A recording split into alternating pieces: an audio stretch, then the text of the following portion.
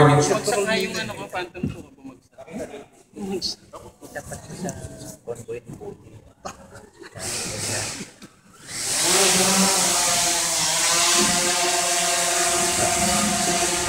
Ako, stable siya indoors. Walang movement sa ako.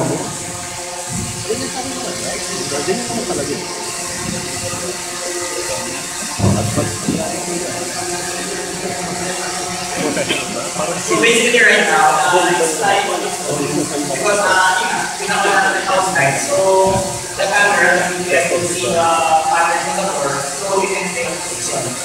So right now, we can see a live screen here na may gimbal siya, so I can pitch down, a photo, pitch up.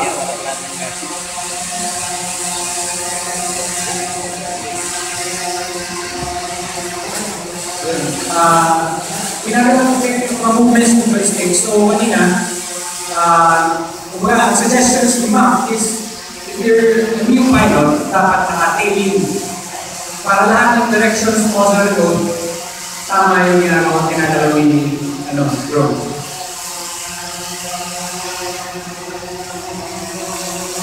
Yan, yung mga movements na ganyan, pag nakita ko, di ba, parang mabilis.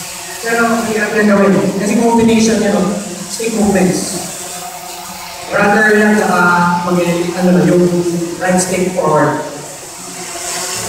Actually, these drones are hard to crash.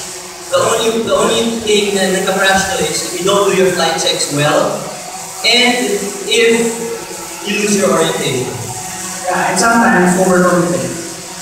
Then, yung mga daring na shots.